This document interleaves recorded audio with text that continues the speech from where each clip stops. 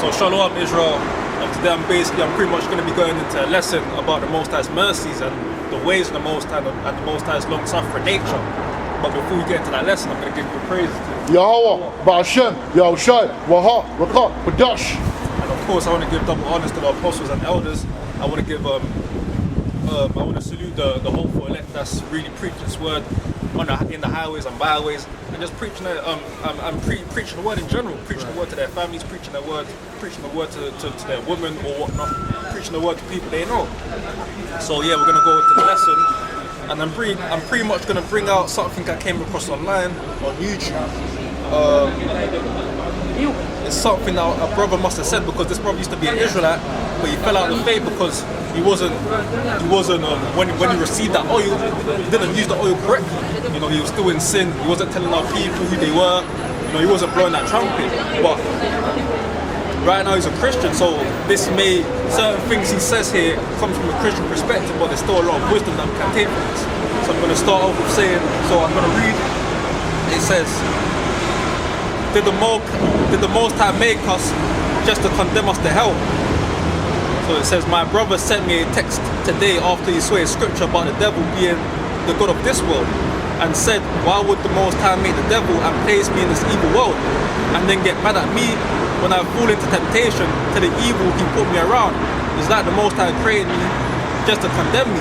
So that's pretty much, I believe that was his brother asking the question about the Most High. Because a lot of our people, they don't understand the ways of the Most High, right? So he says, this is my response. My first question to you is, why did the Most High even make you at all? He would just forget you exist. That's the response you're giving him, yeah? No, this is the guy's response. Okay. So it says, my first question to you is, why did the Most High even make you at all? He could just forget you exist and wipe the earth with all human beings and sit on the heavens in all his glory. So we can relate this to the nation of Israel. Why did the Most High pick us? Right? He could just, because when you go bring out Exodus 32, start at verse 9, because he was about to wait, he was about to wipe out the nation of Israel and start again with Moses. And we're gonna go into that. The book of Exodus 32 and 9. And the Lord Yahweh said unto Moses, I have seen these people, and behold, it is a stiff-necked people.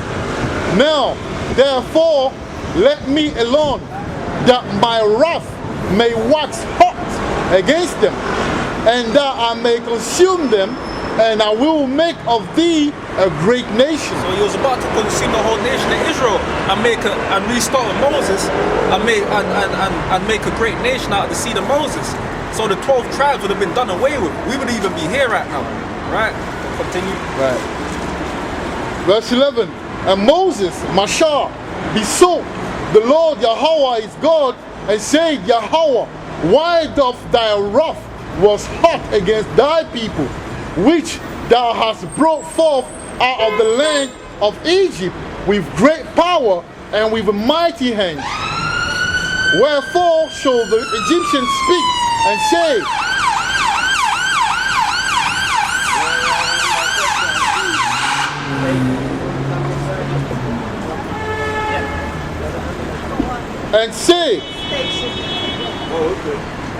like that. Wherefore should the Egyptians speak and say, for mischief did he bring them out to slay them in the mountains and to consume them from the face of the earth? Turn from thy fierce wrath and repent of this evil against thy people. So yeah, man, if it wasn't for Moses, the whole nation would have been consumed, you know? And that shows the mercy of the Most High, because just to give you a backdrop on that, the reason why the Most High did that because of the constant transgressions and the sins of our people, right? Our people, they saw the glory of the Most High when he enacted them 10 plagues in Egypt and showed us, made us go through that great exodus, made Moses part of the Red Sea, bestowed upon us all these miracles. And our people still went ahead and transgressed the Lord the Most High, started, making an image to a calf and worshipping Baal. And then not only that, constant complaining, not able to enjoy the wilderness, complaining about food and manna, And I mean, the Most High had enough. Right. But that pretty much showed the Most High's mercies and his long-suffering nature. Right. So I'm gonna carry on this article. Yeah, carry on. So it says here, my first question to you is, why did the Most High even make you at all? You could just forget you exist and wipe the earth with all human beings and sit on the earth in all its glory. Why even exist at all? Forget why he put you in the world, the devil rules. Why even make you at all? Do you want to keep your life, or would you rather not have your life so you don't have to deal with the test? So this life's a test, man. There has to be some sort of resistance. You can't just go through like plain sailing. There has to be some sort of resistance. In everything, there's some sort of resistance. When you want to make it in a certain field, there has to be resistance. Right. Yeah, you have to go through them trials and tribulations and the rejections. Right. Or you're not going to value it. Right. Right. That's what's like. That's essentially what life's all about. Right. Definitely. So yeah, if there was a button to just delete your life, your son, your mother, would you press the button? People often say, why did Yahweh make me just to send me to hell? So now it's basically coming from a Christian perspective, but we're going to move through it. While living their life recklessly and enjoying their sin, but I've never heard anyone in a healthy state of mind ask the Most High to take away the life He gave them. You want this life? Well, these are the things that come with it. So yeah, that's what the Prophet's going into. These are the things that come with it. The tribulation, the suffering, the pain. These are the things that we have to go into. That's that resistance. That's the thing that's gonna mold you. That's right. You have to go to that. You have to go through that furnace of fire. So it says. So I'm gonna kind of skip through it to get to the point. So it says, I wonder if a gazelle prancing around in the savannah looks up and says to the Most High, Yahweh, why did you make me if you were going to make lions that want to eat me? Right. You made me for what? So I can get eaten by a lion. Do you think they would think this way if they could talk? Is the threat of harm greater than the beauty of life itself? The problem is you people think you're special, and that's true, a lot of people think they're special. Right. You're not realizing that the Most High's creation, and He can do whatever He wants to do with it. Right. And there's nothing you can do or say about it, because He formed you, and you can't create life or give it. How about you make your own world, create your own heavens, and show how it's really supposed to be done? Can you? Oh, so that's a very good point. Now we always want to complain about them. A lot of people want to complain about the ways of the Most High, but why don't we do it? Right? And I'm going to Isaiah 45. I believe it's starting at verse 7.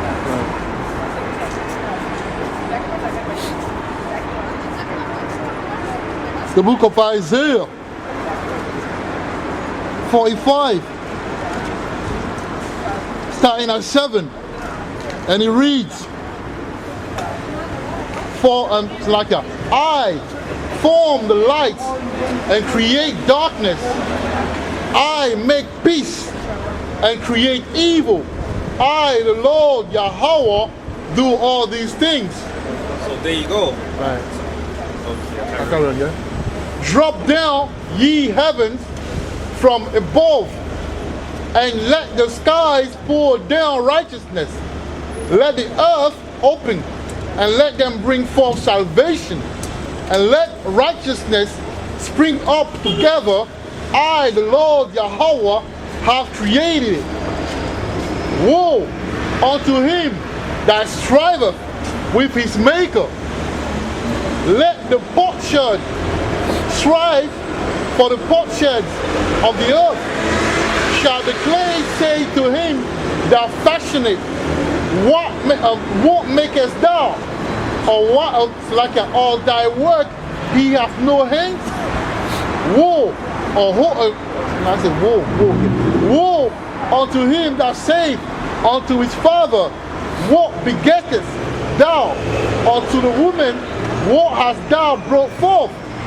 Thus say the Lord Yahweh, the Holy One of Israel, and his Maker. Ask me of things to come concerning my sons, and concerning the work and my hands commanding me. So yeah, that's it. So what's the Most High really saying there? He's saying, how can we, being the creation of His hands, question His ways? That's right. It doesn't make any sense, and people and people can't seem to grasp that simple concept. Right, right. You know, because I'm going to go into a precept right now, Isaiah 55, starting at verse 7. Let the wicked forsake his way, and the unrighteous man his thoughts. Right. And let him return unto Yahwah, and He will have mercy upon him. Right. And to our God, for He will abundantly pardon. For my thoughts are not your thoughts, neither are my ways, neither are your ways my ways, saith Yahweh. For as the heavens are higher than the earth, so are my ways higher than your ways, and my thoughts than your thoughts. So that's self-explanatory. Right, right. The ways of the Most High are way higher. We can't even perceive the ways of the Most High. We don't have the intellectual capacity. We don't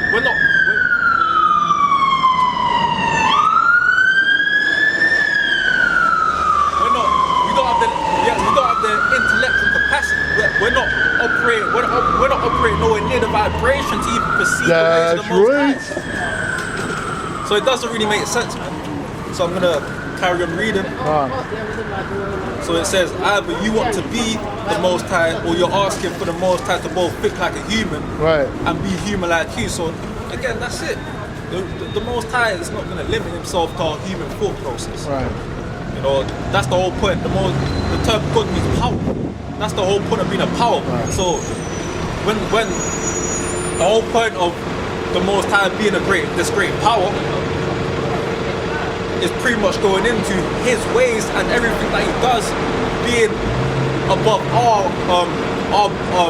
being way above our ability to even comprehend certain things that He does. So it says here, imagine playing Call of Duty Warzone, and of all the 100 characters, just stops in the open world, refuses to listen to commands people input into the controller, and turns to each person's screen and says, wait, why did anyone even make this game, play this game, or choose me as a character just so you could shoot me, get me shot, or use me to shoot my fellow NPCs? For what reason do you even play this game and just make me shoot other people and get me shot again and again every day? So for those who play PlayStation, Xbox, or used to play as a kid, when you're playing Call of Duty, when you're playing FIFA, when you're playing Pro Evolution, imagine the AI or the computer-generated system wasn't following your steps. Right. Imagine what you would do to them. You'll be mad. You got people that throw away commands, right, because the thing's not working. How you got the command, right? Yeah, the control part. The control parts like that. Man, you got people throwing boom because it's not working properly. Right. Oh, now you know how it feels now. And now you know how it feels. You know what I mean? Now you know how it feels. And it says, do you know that you're closer in capability to that video game character than you are to Yahweh? And that's true. You think Yahweh has to value your human life the way you as a human values human life? Does a chicken run, dash and scream trying to preserve its life? Or a fish swim away to avoid the hook? Or the cow groans and tries to escape the blade so you could have another leather sneakers? Because why? Because those animals value their life. Right. But do the humans that capture those lives, but do the humans that capture those animals' lives care? And that's true. Exactly. No, because the purpose for which they need the animal is greater than the animals themselves. He great analogy. The way the essay was nice. It was a very good essay. Yeah, very good essay. Very good essay. Yeah. And then it goes into saying, well, brother, perhaps the purpose for which you are being used is greater than your life, and you being condemned in that life than the life itself. Remember, you're a human being. Right. From the dirt you are formed, and to the dirt you will return. That's right. And I know you're concerned with these things because you're a human and this is your life, and you are worried about eternal condemnation when you didn't ask to be alive. Well, so what? That's human concern. And Shalom, bro. Shalom, bro. And just as a calf mother weeps for their calf children being slaughtered, so you can have Jordans, yet we kill them anyway. Right. Without much concern about them being born just to be slaughtered, condemned, so we can have shoes. because we're greater than them and our desires are bigger than their life. And so is the Most High's. That's right. You're not Yahweh, and His purpose, His desires, and His glory is more important than you as an individual. That's whether you right. burn for eternity or not. So we're here for the will of Yahweh Hashem Yahweh Shai. Right? We're here for Yahweh Hashem Yahweh Shai. We have to do everything in our power to fulfill His will. That's what we're here for. We're not here to fulfill our own desires, especially being the hopeful elect. Right. Right, and that's basically that's kind of what the prophet's going into, Right. but from a Christianized perspective. Right.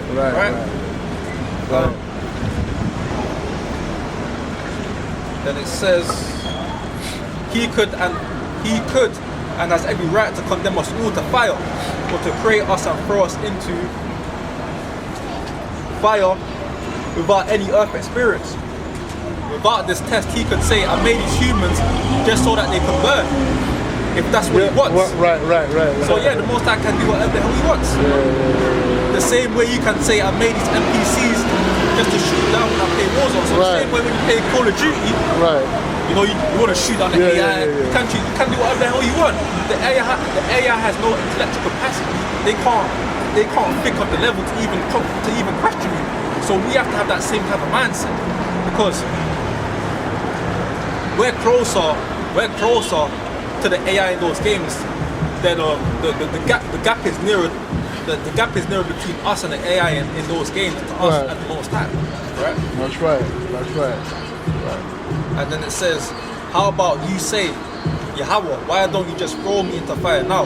Why do us human need to have life on earth, have children, family, sex, eat, adventure, etc.? Is that better?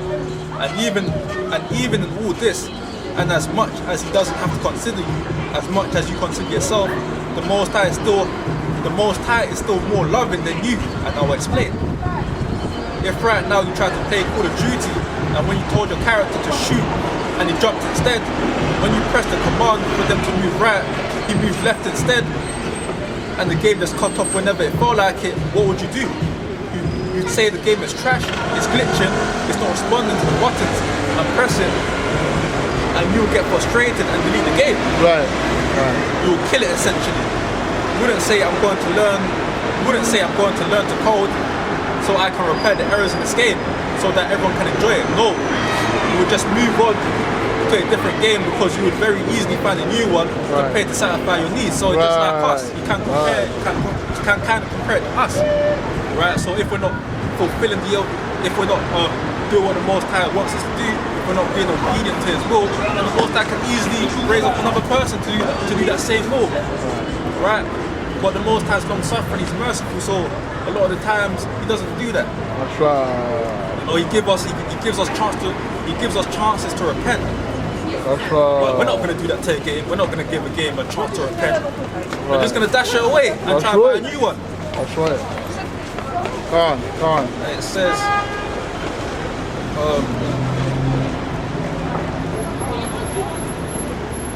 what was I again?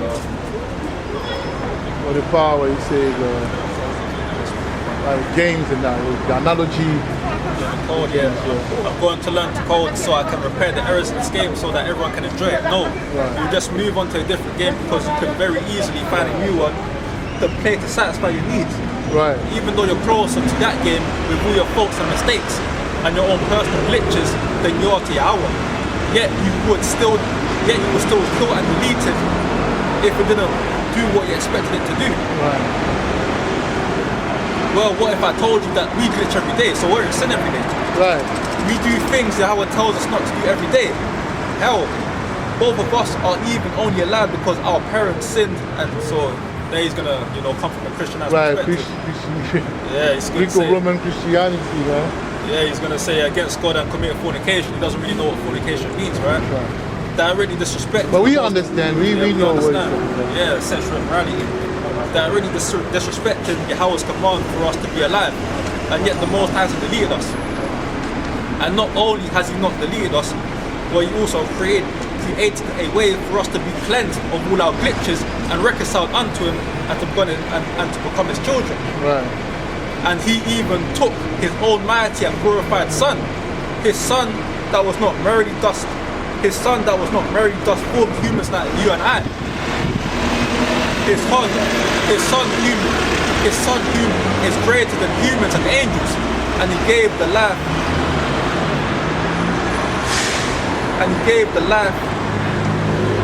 of his own son up for that to happen for the nation of Israel. Asked his son to become flesh like you and me, to cleanse us of all our glitches, so we can be forgiven of all our mistakes, repaired and restored to Yahweh, even though our entire existence is based on direct disobedience to Yahweh's commands. If you could, would you ask for and watch your own son suffer and die to fix the glitches in your Call of Duty video game if suddenly it started not to work? So how would you, with the same mouth by which you wouldn't even do that thing that you would? So how could you, with the same mouth by which you wouldn't even do that thing that you can question the Almighty love of God? That's right. So that was a very great point. Yeah, very, man, very. That's a very great point, right? And yep. There's a lot of wisdom, man. A lot of wisdom, and I'm going to bring out Acts chapter 5.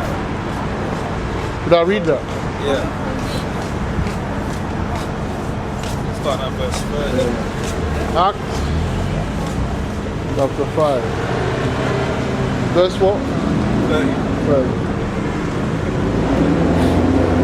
The book of Acts, chapter 5 and verse 30. The God of our fathers raised up Yahushua, whom ye slew and hanged on a tree.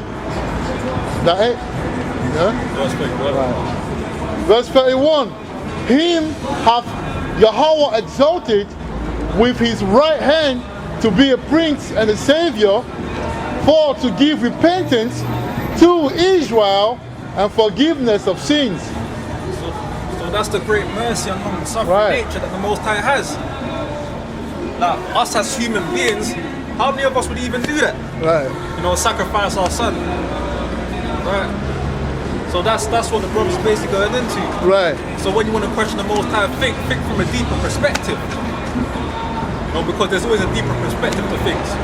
And there's sometimes you're just not going to be able to perceive the Most High's ways, and it is what it is. We're not supposed to. Yeah, because that's what makes him God. If you can figure out Yahweh, like what else? If you know everything that Yahweh does from point A to point Z, then he's not God anymore. You see what I'm saying? That's what makes him God, because you can figure him out. You don't know, Malak, Yahweh don't even know when he's coming, when he's returning. Come on, man. You have to keep a level of power. Power is in secrecy as well. Not being so, he does what he wants. Just, you know, to bring, you know, I mean, you know, because you're making a point, so I wanted to, like, you know. And it's just like a fleshly father and a fleshly son dynamic. If your son knows everything that you know, then he won't respect you anymore. He won't respect you. Your son needs to come up to you and have questions, because he doesn't know the answers, but he knows that you're going to have the answers. And it's a similar type of dynamic. Yeah, you know, that's what it is. So I want to bring out another precept. I believe it's Psalms 86 and 15. The book of Psalm 86 and 15. And it reads, But thou, O Lord Yahweh, art a God full of compassion and gracious and long-suffering and plenteous in mercy and truth. So look at it. Look at the amount of times that our nation, transgressed against the Most High, and we're still here. And we're still. The Most High still dealing with us. We've been given that Holy Spirit, And that's powerful, because that's how you know that. Because obviously he can get rid of you. Yes.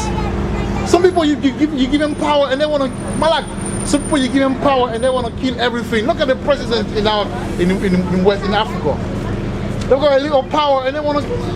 You got a guy that is maybe like the captain of the town, and for no reason you get maybe because he loves your wife, he likes your wife, he would take you to prison and takes your wife. No balance. But look, Yahweh has so much power, but yet he's merciful. That's beautiful, man. Hey, the most I can do like that, like, you know how you step on the ants like that? Exactly. Look, he's seen one day, like, I'm enough. Boom. He doesn't do that. Right. That's a good God. Right. But he's powerful, but he has mercy. Right. You know? Because, say we see an ant, like us as human beings, especially as kids, we used to see ants on the floor. Right. We just used to step on. Man, listen, even now, like, I remember the one Abu Daya came to my yard, right? And there was like a spider that came out of the window, so I just killed it. And he was like, murderer, like, you know what I mean? And yeah, that's what we do. Right. But imagine if Yahweh sees, so he sees you, didn't he call us as, it's a worm, Israel, the worm? Worms, he said we are worms. Yeah, in the Bible he calls us Jacob the worms. That means he can just step on you like that. But he doesn't do that. He gives you so many chances. You know? Yeah. Right, he gave so many chances to her. He gave so many chances to our nation. Right. Look at the amount of times we transgressed. Right. You know? Even when we was ruling in our land, there was only about 5% of the kings were righteous. Right. You know, and even going back to what you said about the power, even King David being a righteous man of the Lord, there were certain times where he couldn't deal with the power. The reason why he committed adultery and had sex with Bathsheba because he had power. He had power to do it, man. That's it. Because when she said, you went, I don't know what happened, did you call her? Did you send? Yeah. When she heard King David want to see you, bro, she had no choice but to go. Right. Everyone, we're not even gonna get there, but you know what I'm saying. All right, he had power, man. But he used that. What did he do? He sent Ariel. Yeah, I don't know if I should call it. I said Ariel, but I'm trying to say that in Hebrew. He sent him, all right in front of like in front of the battle, before the battlefield, like at the forefront of the battlefield. Right. And he got killed. So when he got killed, you know why he did that? He did that because in the law, if you go with someone else's wife, yeah, that's adultery, right? But if you die, someone else can take your wife. So he said to myself, if I kill, my man, I can take his wife. And also, I think he got her pregnant already. He got her pregnant, and that's why even before that situation occurred, he was trying to get Uriah to sleep with his wife. Right. Trying to get him drunk to sleep with Bathsheba, but Uriah was so focused on the war ahead. That's right. Like, nah, I ain't trying to bust my seed. I ain't trying to copulate. So I'm gonna stay here with you, because he was so devoted to the king. And it came to the point where King David was like, you know what, I gotta kill this guy. I gotta kill him, because if I don't kill him, I'm gonna get exposed and I'm gonna get put to death. I'm gonna lose my kingship, my honor, right? All that. Right. Man, so yeah, carry on, bro. So yeah, even King David in all his might and being a righteous man of the Lord, there were certain times where he couldn't deal with that power, because we're only flesh. We're flesh, and where we can be the recipients of the spirits of the left-hand side. And that's what happens. But the Most High can't be recipients of the spirits of the left-hand side, because he controls them spirits. So all those doctrines about Satan's angels rebelling against the Most High, that's not true at all. Because the Most High controls everything. Yeah. So he controls everything. He controls the narrative from the four angles of life. So life do have four angles. right. That's why I say the four winds. From the four, the angel are waiting. From the four winds, east, west, north, and south. And even I also wanted to make a point about brothers. So a husband and a wife dynamic, right? So say for example, a husband has his wife in complete subjection. There's a lot of men that can't deal with that power. They're gonna abuse that power. Hey, you see that, bro? This is very powerful what you're saying, because like some sisters, right? They're very intelligent, you know, like, and they can talk. Now, if she had a conversation with you, will you say, "Oh, you don't shush, don't talk"? No, you gonna let her talk. But some brothers say, "No, don't talk, you can't talk." No, that's not how you do it. That's why I say you abuse. Let her express herself. Women are good. They have an intuition. They can give you advice in that as well. I think brothers, the way it's like, "Oh, women are just for sex." No. That's everything that you can use a woman for. You know, carry on, brother. Yeah, because there's certain things that women see that we don't necessarily see. Right? Hey, I'll give you a point. When Isaac loved Esau, man. Why? Because Esau was bringing him the meat. You know us men. But Rebecca knew what was going on. So now, how did she get Isaac to get how did she get Jacob to get the blessings? How did she do that? Did she put the goat skin? Yeah. Because obviously Isaac was blind and he was touching us. Right. You know why she did that? Because she already seen. She went to, when the kingdom were fighting, she went and inquired. And she found out who was who. So Isaac didn't necessarily know, but Rebecca knew about the whole thing. So for her, imagine if Rebecca didn't have the insight of that situation.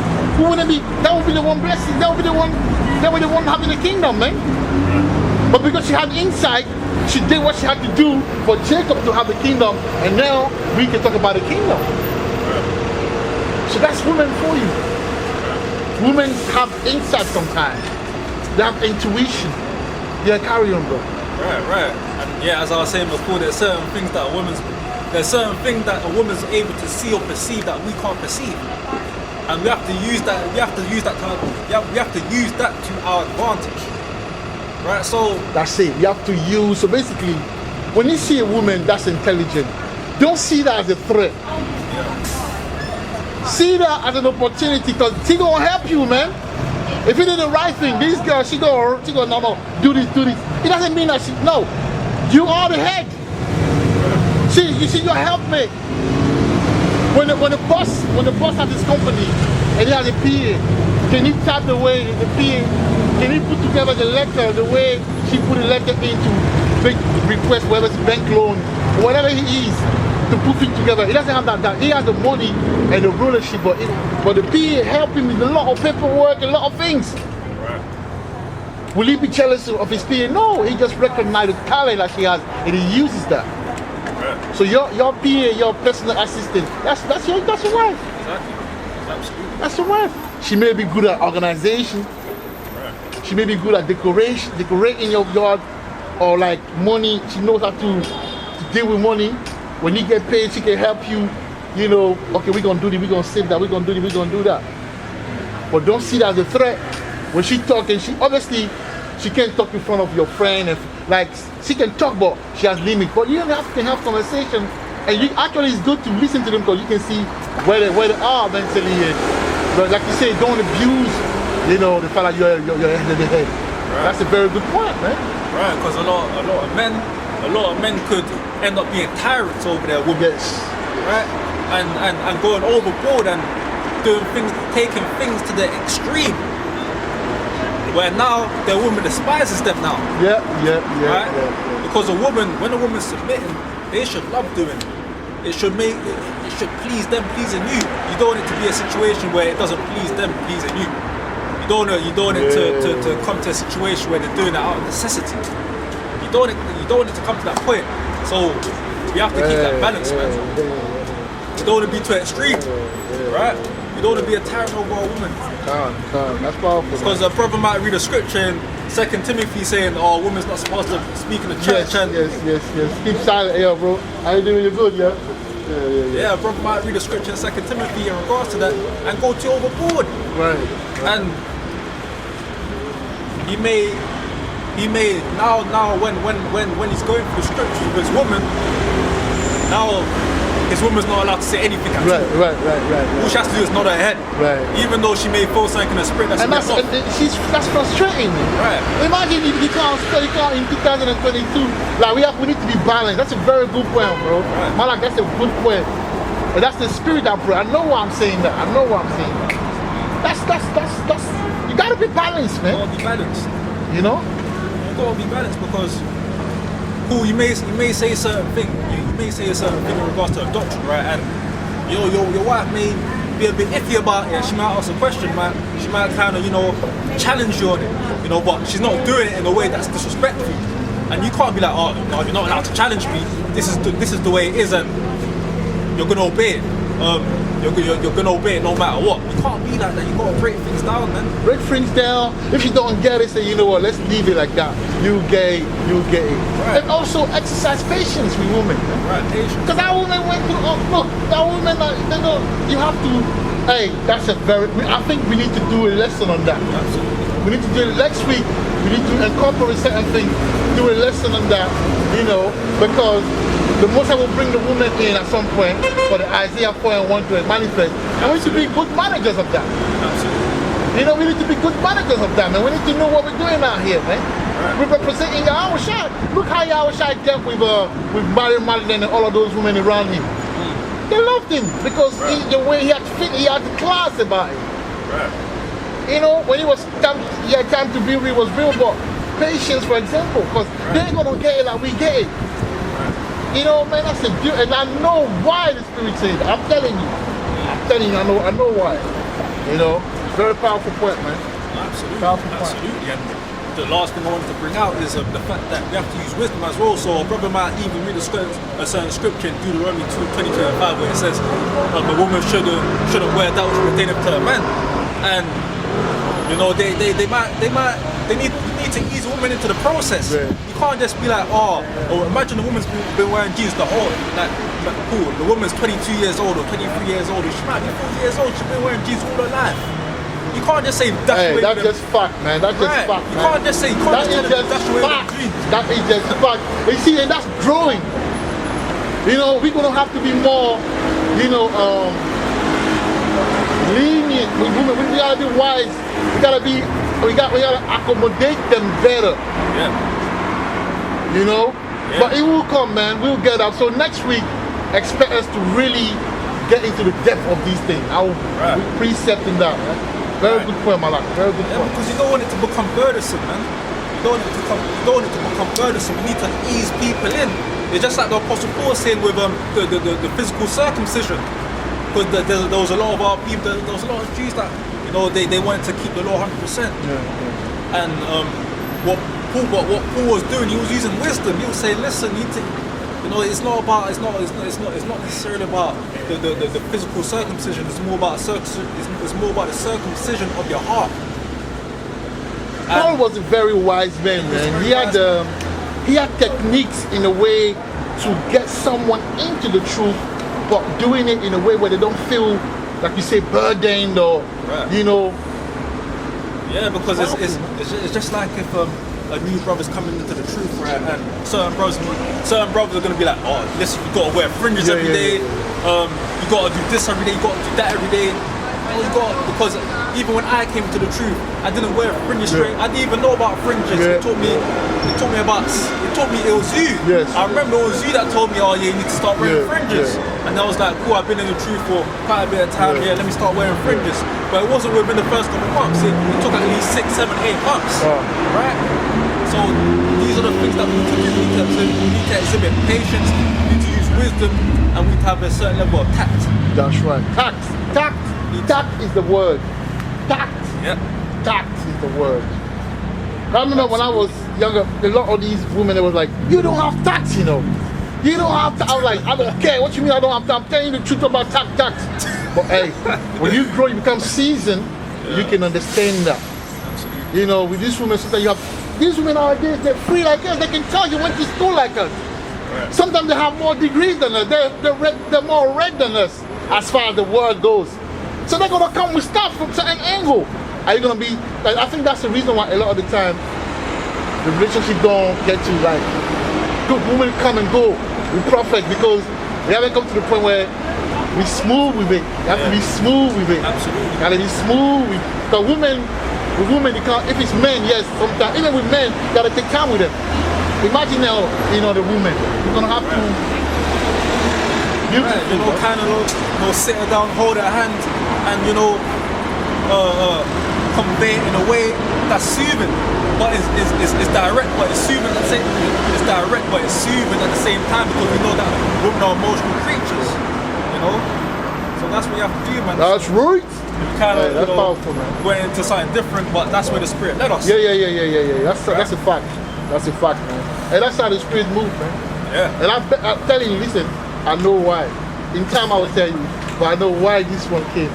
Because I would say, because I had a conversation with a sister, right? A sister. And it's the same thing she was telling me. And I was telling her, you're right. We're going to have to, we men, we're going to have to go. She said, yeah, like take time with us. We're not supposed to get it like that, Absolutely. And then boom, you're bringing it. That's the spirit. So that means, bro, you know me, next week we on it. This is the campaign now where we're gonna school brothers on how to accommodate the sister better when they come around, man. That's why we have to work on ourselves first. Man, it's not, that's why sometimes we lose certain because we're not ready yet. But when we learn to make ourselves the God that we're supposed to be, imagine, how do you think that Solomon was writing poem for these girls, man? What do you think Songs of Solomon is? What do you think this? Have you read it? Man was smoothing these girls, man, was talking about this and that. It was, showing them the worth, how beautiful they are, like smoothing, like you say, like playing the game, the game of love. Because a lot of us brothers, we haven't been shown how to love women. Because Jake hasn't been loving women for I don't know how long. So even these R&B songs, it's about sexual stuff, not necessarily about love. Because there's loving a woman, having a loving relationship with women, and a sexual relationship with women. A lot of the time you just beating. Oh, a woman is here just to be beaten, and I'm saying, just come cook, clean, pick.